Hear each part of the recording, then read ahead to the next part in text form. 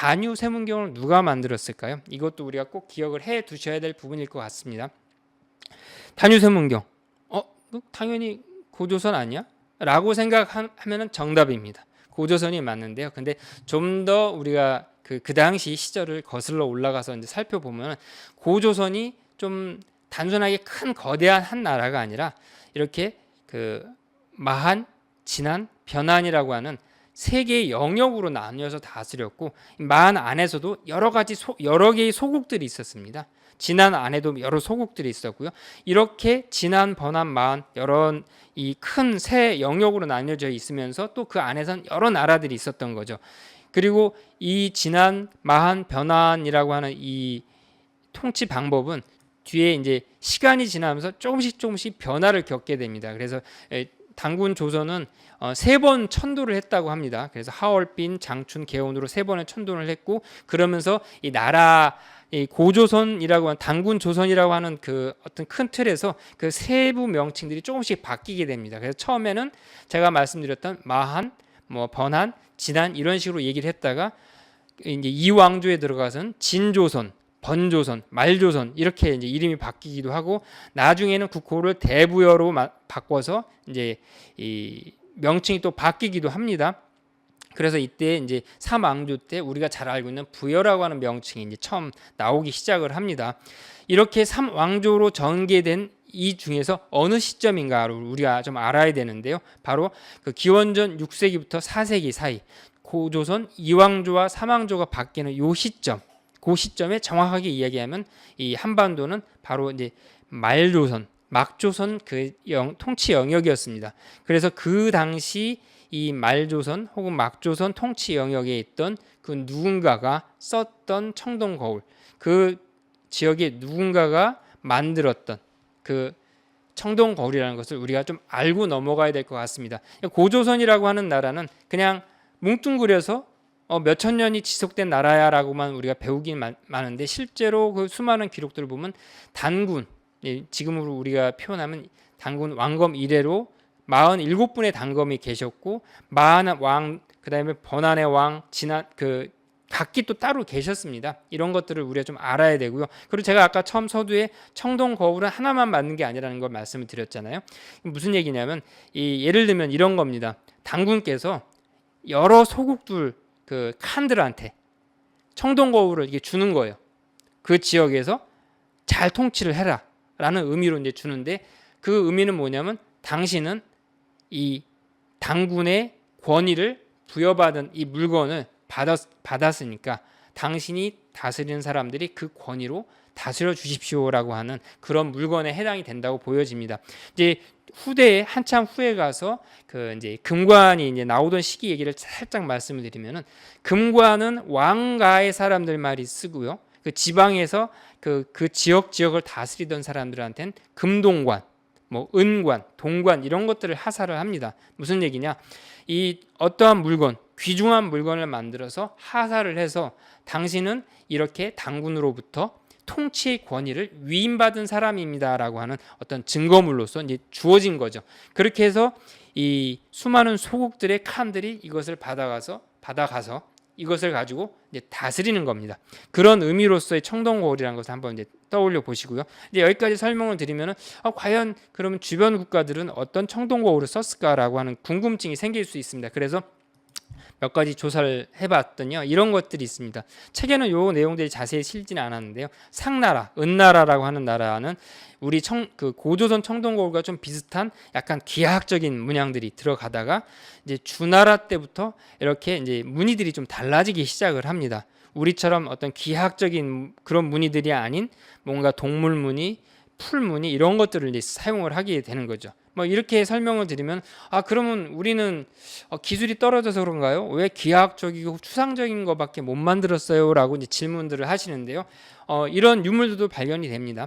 그 농경문이라고 하죠. 농사 짓는 모습이 이제 그려져 있는, 그 다음에 이 청동 조각인데 뭐 둘 다 전부 다 크기가 한 요만합니다. 아주 작아요. 이 작은 거에 빼곡하게 막 새가 막 40몇 마리 들어가 있고 이 새 두 마리가 서로 바라보고 있고 이런 추상적인 무늬만 만들었던 건 아닙니다. 우리가 발견된 유물들이 그냥 그런 추상적인 무늬들이 발견이 됐기 때문에 우리가 그런 유물로서 우리가 이해를 하는 거지, 결코 우리 선조들께서 이런 멋진 유물들을 못 만드셨던 것이 아니라는 것을 한번 좀 기억을 해 주셨으면 좋겠습니다. 이 청동기, 이 기술, 금속 문명으로 들어와서 이 대장장이, 이 금속 재련 기술자라고 하는 것은 특별한 의미를 갖게 됩니다. 우리가 생각할 때 뭐 그 금속 기술자 뭐 별거 있어라고 생각하기 쉽지만, 우리가 생각하는 이 제철 기술자라고 하는, 이 재련 기술자라고 하는 것은 조금 복잡한 의미를 내포하고 있습니다. 뭐냐, 전문화된 사회 체계를 갖고 있었다는 것을 의미를 하는 거죠. 뭐 전문화된 사회 체계, 그게 무슨 말이야? 잘 모르겠어. 뭐 이렇게 생각하기 쉬운데요. 근데 단적인 예를 하나 이제 제가 이 준비를 해봤는데요. 2019년도 금속 재료들이 가격이에요. 지금 화면에 있는 그 그림이 주석이라고 합니다. 주석을 덩어리로 이렇게 만들어 놓은 건데요. 금괴처럼 주석괴인데요. 이 주석 가격이 제가 노란색으로 표시를 해놨는데 톤당 18,000불이 넘는 거죠. 거의 19,000불에 해당이 되는 가격입니다. 그러면은 상대적으로 철강의 가격은 어떤가 보니까 700불에서 800불 정도, 700달러, 800달러 정도 하는 거죠. 가격 격차가 엄청 커요. 주석이 얼마나 비싼 재료인지 알 수가 있는 건데요. 이 비싼 재료가 왜 비쌀까요? 아주 간단한 이유죠.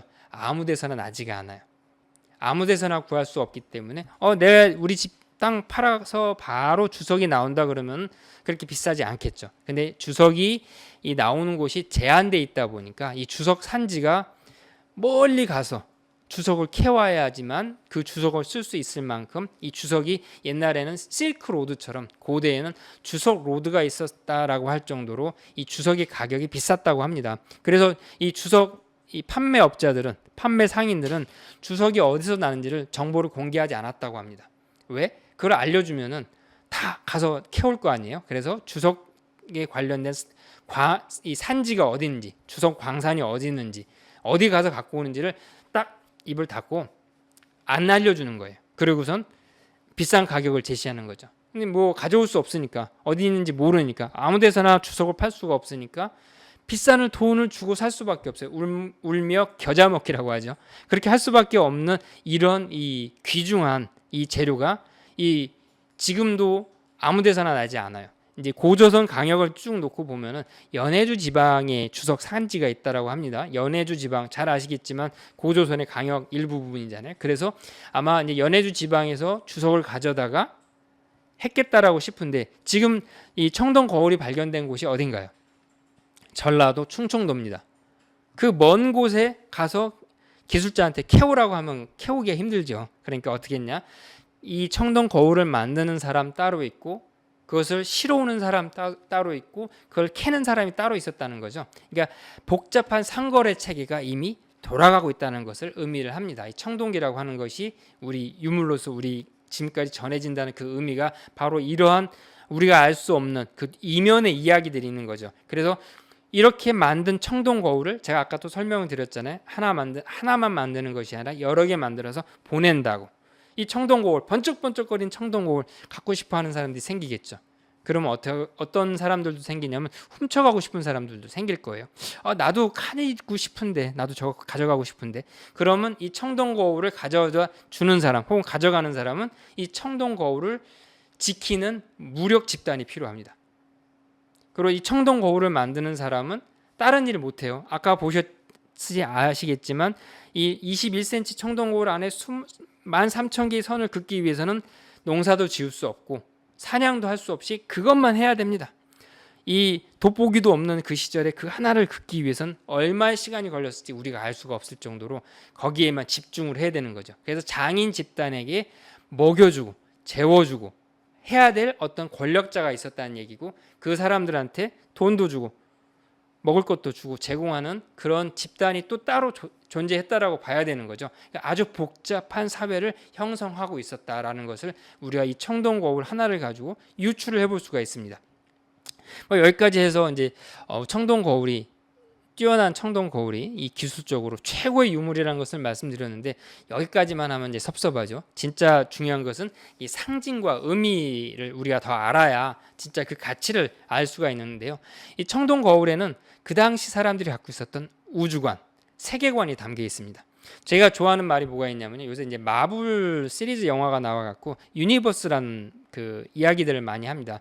마블의 세계관은 무엇이다라고 이야기를 하는 거죠. 그래서 저는 청동 거울의 유니버스, 브론즈 미러 유니버스 뭐 이런 말들을 이제 얘기를 하는데 그럼 과연 어떤 우주관, 세계관이 있었는지를 한번 살펴보겠습니다. 여러분들께서 이제 이 사진 보시면 아시는 분들은 아실 거예요. 장군총이라고 얘기를 하죠. 이 이제 만주 지역에 있는 고구려 시대 고분입니다. 이 고분을 보면은 어떤 특징이 있냐면 이 고분의 모서리가 그 어떤 방위를 가리킵니다. 이게 무슨 의미냐면은 이 고구려 고분을 만들 때 방위에 맞게 이 고분을 만들었다는 의미입니다.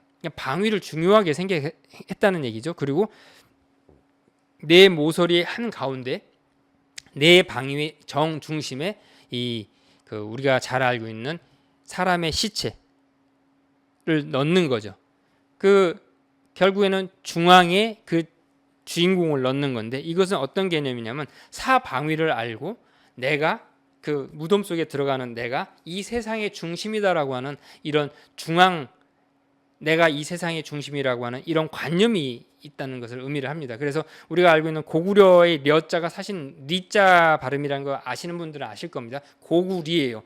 나라 이름이 뭐 좀 구려 고구리가 뭐야 이렇게 생각하기 쉬운데 사실 거울이라고 하는 말에서 시작이 됩니다. 난 세상의 중심이다라고 하는 그런 의미를 담고 있다라고 해서 지금도 중국 지역에 가면은 거울이라고 합니다. 고구려를. 그 이유가 바로 이 여기서 엿볼 수가 있는 거죠. 그리고 우리 선조들은 또 어떤 생각을 갖고 있었냐면 이 이제 고분의 어떤 단면입니다. 단면을 보면은 이 하늘을 해당되는 부분은 원형으로 만듭니다. 완벽한 아치를 못 만들었지만 원형으로 만들어서 그리고 그 밑에 시체가 안치되는 방은 네모나게 만들어요. 딱 여기까지 들으면 잘 아시는 분들 또 딱 떠올리실 단어가 있죠.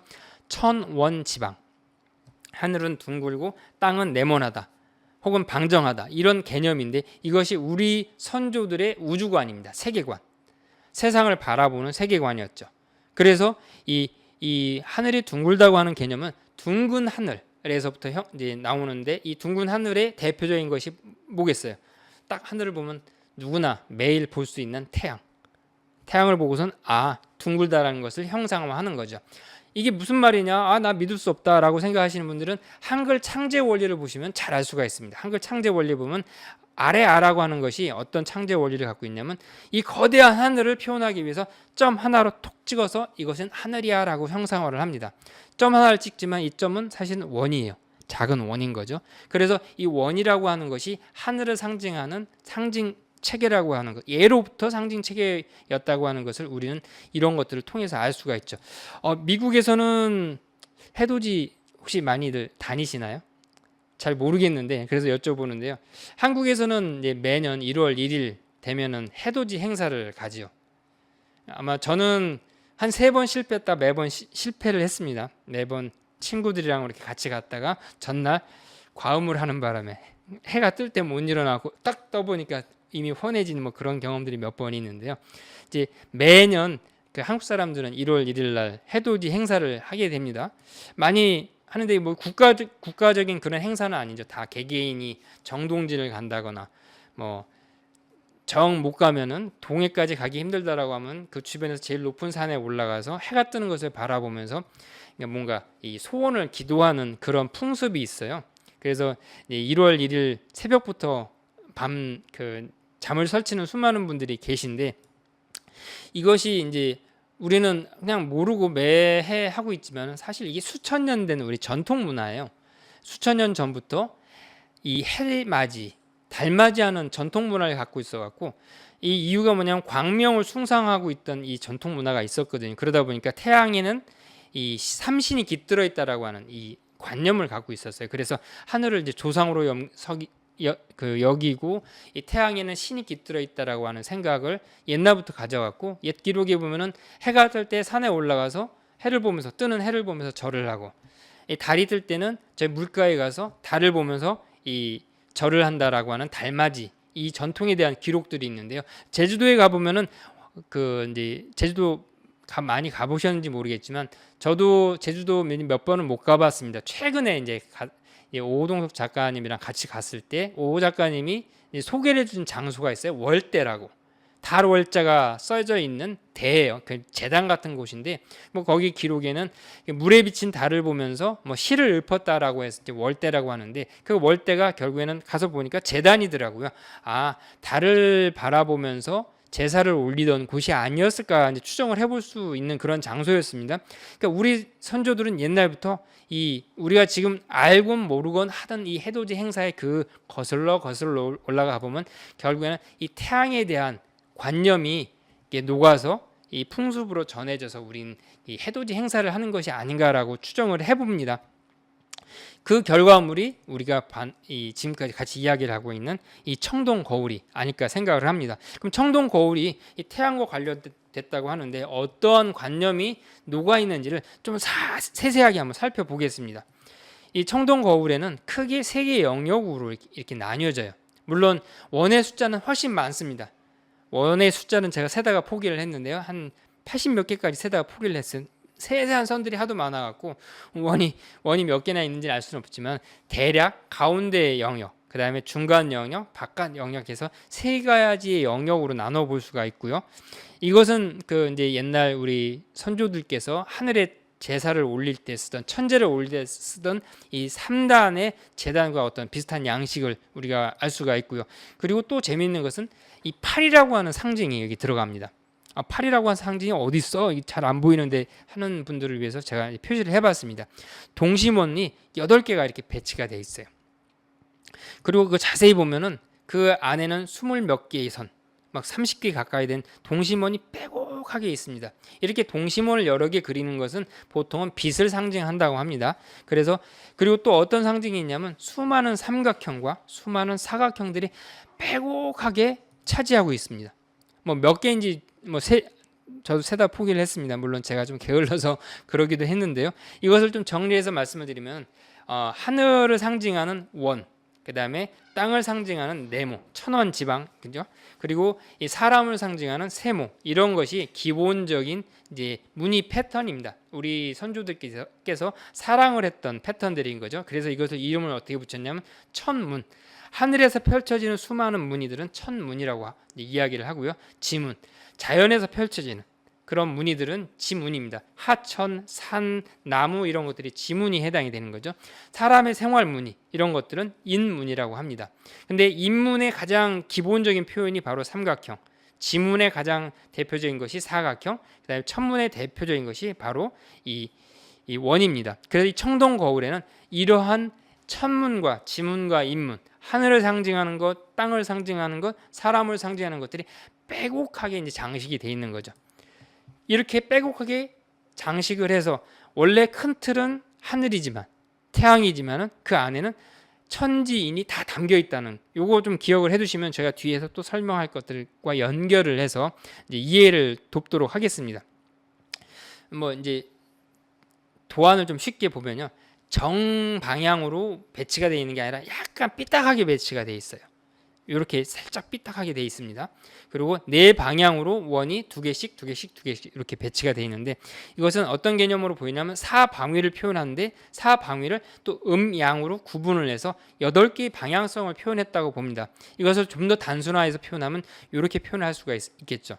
그래서 이것을 동양 사상적인 표현으로 뭐라고 표현하냐면 구궁팔풍이라고 표현을 합니다. 뭐 중궁이라고 해서 가운데 중궁이라고 표현하는데 이제 구궁팔풍, 막 구궁팔풍 이게 딱 들으면 어떤 분들은 지금 쟤 뭐래? 무슨 어려운 얘기를 이렇게 하고 있어. 이런 생각이 드실 수가 있는데 좀 더 쉽게 설명을 드리면 궁이라고 하는 것은 궁궐할 때 궁자랑 똑같은 글자인데 궁이라고 하는 것은 영역을 의미합니다. 9개의 영역이라고 생각하시면 좀 쉬울 거예요. 그래서 9개의 영역 뭐냐? 중심, 센터, 그 다음에 사방위, 그리고 그 사이 방위 이것을 두고선 구궁이라고 표현을 합니다. 천하, 전 세계 이것을 내 중심으로 바라볼 때는 딱 8개의 영역으로 보여지는 거죠. 내가 서 있는 곳까지 9개의 영역. 그래서 옛날 이제 한국의 수많은 궁궐들 가보신 분들 계실 텐데요. 임금님이나 혹은 왕비가 묵는 그 건물에 가서 이제 딱 그 방을 들여다보시면은 구획이 9개로 나뉘어져 있어요. 그래서 맨 가운데 방에 왕이 거하거나 왕비가 거하게 되는데요. 그래서 옛말에 무슨 말을 표현했냐면 구중심처, 9구자를 써서 구중 심처, 그러니까 궁궐의 가장 깊숙한 곳에 산다는 뜻이겠죠. 구중심철, 뭐 구중궁궐 이런 표현을 씁니다. 이게 바로 이 구궁팔풍이라고 하는 이 개념에서 나온 건데요. 뭐 좀 더 이제 부연 설명하자면 정전제라고 하는 그 옛날 그 조세 제도가 있었어요. 뭐 들어보셨을 텐데요. 이 8가족한테 토지를 나눠줘요. 토지를 나눠주는데 이 9개의 영역으로 나눠갖고 한 조각씩 나눠줍니다. 여기서 생산하는 것은 당신들 거야. 당신 가족이 다 가져.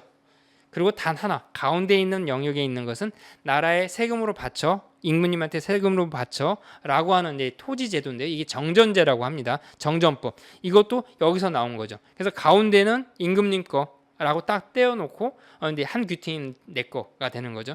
이런 토지 제도 또 이런 데서 나온 거죠. 이런 것이 바로 이제 구궁이라고 하는 개념이 이제 여기서부터 나오는 건데요. 그럼 팔풍이 뭔가도 이제 봐야 되겠죠. 아까 설명드렸던 이 논산에서 발견된 보물 중에 하나가 또 이 8개의 방울, 팔주령이라고 합니다. 이 방울이 발견이 됐어요. 근데 이 방울도 역시 암시장 떠돌아다니다가 우리나라에서 이제 구입을 해서 이제 박물관에 보관이 되고 있는데 정확하게 얘기하면은 국가에서 확보를 못했고 삼성에서 확보를 했습니다. 숭실대에서 확보해서 숭실대 박물관에 하나가 있고 그 논산에서 나온 유물을 말씀을 드리는 겁니다. 이 팔주령은 이 삼성에서 이제 확보를 해서 삼성 리움박물관에서 전시를 하고 있습니다. 이거를 보면은 이 구궁팔풍에 대한 개념을 좀 더 이해하기 쉬운데요. 좀 더 보기 쉬우라고 제가 이제 단면도를 배치를 했습니다. 가운데는 태양이 있어요. 태양의 빛이 보이시죠? 태양의 형상이 보이고 이것이 사방 팔방으로 이렇게 빛이 뻗쳐 나가서 이 끝에 방울 부분에 이게 빗무리가 뭉게뭉게 표현이 되어 있습니다. 뭐 이제 중심엔 태양이 있고 이게 이제 구궁의 중궁에 해당이 됩니다. 가운데 영역 그리고 빗무리가 사방 팔방으로 이렇게 뻗쳐 나가는 이 형상을 이렇게 보물로 만들어낸 거죠. 여기까지 하면서 또 부연 설명을 드려야 될 게 이 팔주령은 전 세계 한국에서만 나옵니다.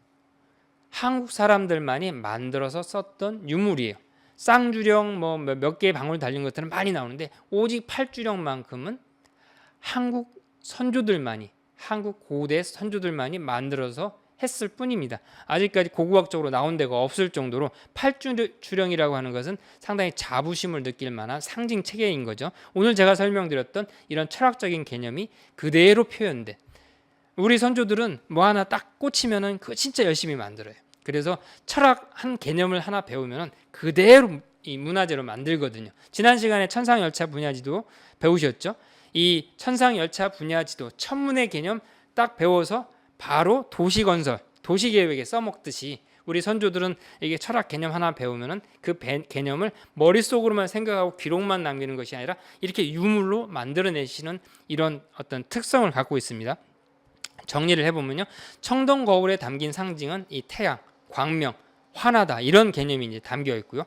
팔주령 역시 빛을 상징하는데 더 놀라운 것은 방울이라고 하는 것은 소리를 내는 도구예요. 그래서 빛과 소리라고 하는 이 두 개념을 한데 모아서 율려를 표현했던 그런 유물입니다. 그러니까 상당히 이제 형이 상학적인 아주 고차원적인 개념을 현실적인 개념으로 이렇게 만들어낸 참 자랑스러운 유물이겠죠. 이제 그 청동 거울을 어떻게 썼을까 우리가 이제 쉽게 설명할 수 있는 그림입니다. 이 왼쪽에 이 모형물은 뭐냐면 그 우리나라 박물관 지방에 있는 박물관에 있는 사진을 그 물건을 오동석 작가님이 자료 사진으로 찍어온 건데요. 가슴에 청동 거울을 달고 손으로는 팔주령을 이렇게 흔드는 거죠. 이렇게 해서 이 가슴에는 태양의 빛을 받아서 반사시키고 그리고 그 빛을 다시 소리로써 전하는 거죠. 이런 상징문을 우리 선조들께서는 이렇게 청동 거울과 팔주령을 사용해서 알리는 거예요. 나는 단군께서 허락한 통치자야. 나는 당군의 뜻을 이어받아서 당신들을 통치하는, 당신들을 케어하는, 당신들과 함께하는 지도자라고 하는 이런 상징이 바로 이 청동 거울이라고 하는 것을 우리가 알 수가 있습니다. 제가 이제 유럽에 여행을 갔을 때 이제 이탈리아를 방문을 한 적이 있습니다. 이탈리아를 방문해서 그 오페라 뮤지엄이라고 두오모 그 성당 옆에 있는 박물관에 갔다가 깜짝 놀랐습니다.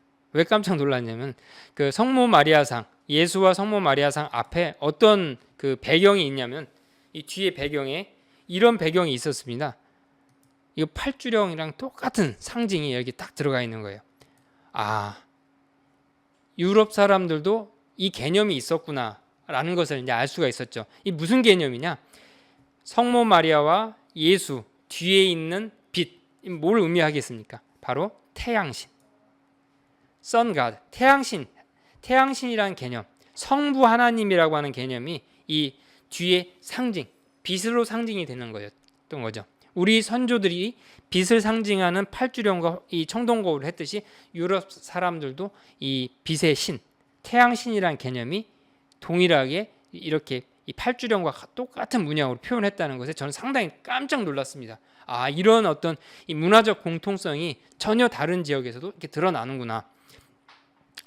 우리가 잘 아는 여러 가지 태양신들이 많이 있습니다. 이제 미트라, 태양신 미트라 잘 아시죠? 그 미트라 이 신을 상징하고 있는 이 왼쪽에 있는 그림 그 이제 이 조형물은 사냥을 하고 있는 한 인물이 이제 뭔가 선으로 저 구석에 있는 태양신과 연결이 되어 있습니다. 태양신 미트라와 연결이 되어 있는 거죠. 밑에는 아프가니스탄에서 나온 지금 시끄러운 아프가니스탄 거기서 나온 유물인데 여신 키벨레 여신이 저 하늘 중앙에 떠 있는 이 태양신과 뭔가 선으로 연결되어 있는 그런 그 플라크인데 이 디스크인데요. 이런 것들을 봤을 때 옛날부터 뭐 수많은 사람들이 태양신 사상을 우리뿐만이 아니라 유럽뿐만이 아니라 전 세계가 바로 이 태양신의 관념들을 다 가지고 각기 다른 이름으로 이렇게 불러왔습니다. 태양신 문화는 우리만의 문화가 아니에요. 이 보편적인 인류 보편적인 문화라고 이제 볼 수가 있는 거고 지난 시간에 태양왕 루이 14세 얘기를 이제 오 작가님이 말씀을 드렸는데요.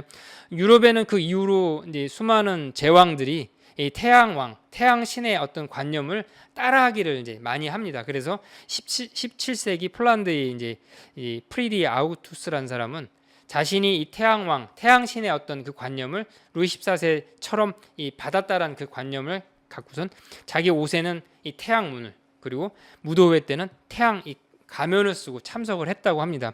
이렇게 상고 시대로부터 옛날로부터 통치자의 권위는 신으로부터 부여받는다. 그 어떤 신, 태양신으로부터 부여받는다라고 하는 이런 관념이 옛날부터 있었다는 거죠. 그래서 이것이 바로 그 제왕, 천신의 아들이다. 난 신의 아들이다라고 하는 관념으로 보편적으로 이렇게 했던 것이고 우리는 그 상징을 청동 거울과 팔주령으로 이제 표현을 했던 거고요.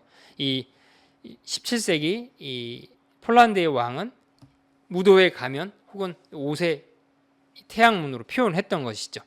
이렇게 통치자의 권위, 신이 부여한다. 그래서 중세 유럽에서는 왕권 신수설, 왕의 권한은 신으로부터 받았다라고 하는 이런 이론이 정립될 정도로 이것은 보편적인 개념이었던 겁니다. 이 청동 거울과 팔주령, 천자의 징표이며 그 다음에 여기서 한 걸음 더 나가서 우리는 한 가지를 더 이제 생각을 해봐야 됩니다. 그냥 나는 이 세상에서 최고의 임금님이야 라고 하는 그런 어떤 자부 이런 개념이 아니라 결국에는 천재, 하늘에 있는 신과 소통하는 사람이다. 난 천재, 하늘에 있는 임금님과 서로 소통하는 사람이다. 커뮤니케이션 하는 사람이야. 신의 뜻을 받드는 사람이야 라고 하는 천재, 하늘의 제사를 지내는 권한을 갖고 있는 사람이라고 하는 이 빛의 제사장, 제천금인이라고 하는 것을 상징을 합니다. 이걸 알 수 있는 것이 수많은 고조선 무덤에서 나오는 청동 단추입니다. 단추 생각하면 우리가 옷을 여미는 정도로 생각을 하기 쉬운데요. 저도 이제 단추가 옷에 이제 몇 개 달려 있는데 여기 이제 단추가 이렇게 청동 단추가 있는 그렇게 생각하면은 이 청동 단추에 대해서는 이해하는 게 좀 어렵고요. 이 옷을 여미는 것과 상관없이 여러 군데 단추가 달리는 겁니다. 단추 크기가 청동 거울만한 것도 있고요. 작은 것도 있고요. 온 몸을 덮어요. 그래서 어떤 이 무덤에서는 몇백 개, 이상 나옵니다. 온몸을 단추로 채우는 거죠. 아까 제가 청동으로 처음 만들면은 딱 만들었을 때 그 빛깔 말씀드렸죠. 황금 빛깔, 백동, 이런 진짜 화려한 빛깔들을 온몸으로 단추를 채우는 겁니다. 그리고 청동 거울을 달고 팔주렁을 달고 햇빛을 받으면서 천지를 올리면은 나는 태양신이 이 땅에 내려온 현신이야. 내가 곧 태양신이야. 나는 빛의 제사장이야. 라는 의미의 제천금인이 되는 거죠. 그래서 이것이 민간으로 퍼져가면서 샤먼들이 그것을 따라하기 시작을 합니다. 브리아트 샤먼의 사진인데요. 오른쪽에 있는 사진 보시면 보세요. 그냥 청동 거울이 주렁주렁합니다. 이 햇빛을 받으면 얼마나 번쩍번쩍했겠어요. 이것이 바로 제천금인의 상징이 이제 무속으로 이제 전해져서 이런 것이 이렇게 샤먼들이 이런 걸 하고요. 뭐 이것이 우리나라에도 그대로 전해집니다. 민속박물관에 가면 왼쪽에 그 무당의 그 방울과 함께 청동 거울이 쭉 벽에 쭉 걸려 있고요. 1월 명도, 1월 대명도, 칠성명도, 북두 칠성명도 수많은 청동 거울을 가지고 굿을 하고 이런 것을 봤을 때 이 그 제천금인의 전통이 이렇게 전해져서 샤먼들에게까지 전해졌다는 것을 우리가 잘 알 수가 있습니다. 이 빛의 군대, 천자의 군대라고 하는 상징은 이 샤먼들에게만 전해진 것이 아니라 이 군대로도 전해집니다. 그래서 우리 선조들이 알고 있던 그런 어떤 무의 상징, 군대죠, 아미, 이런 군대의 상징으로 청동 거울들을 이제 많이 사용을 하게 됩니다. 그 대표적인 것이 나담 축제라고 하는 곳에, 몽골이죠, 몽골 나담 축제라는 곳에 가보면 수많은 기마병들이 가슴에 이 청동 거울 같은 것을 다 하나씩 차고 있어요. 이것이 곧 천자의 군대라고 하는 대칸의 군대라고 하는 것을 상징을 하는 거죠. 그래서 박물관에 가면 몽골 군인의 그 군복, 이 갑옷들에 보면 가슴에 이런 청동 거울들이 있죠. 그렇게 해서 이런 상징들이 있고, 또 재밌게도 마블, 제가 아까 이제 마블 이야기를 몇 번 했는데요. 이 마블 캐릭터 중에 또 이것을 따라한 건지는 모르겠지만, 물론 증거는 없습니다. 한 건지는 모르겠지만 아이언맨도 이 가슴에 빛이 나요. 이런 상징들을 혹시 이 만화의 작가가 쓴 게 아닐지 저 혼자 한번 생각을 해봤습니다.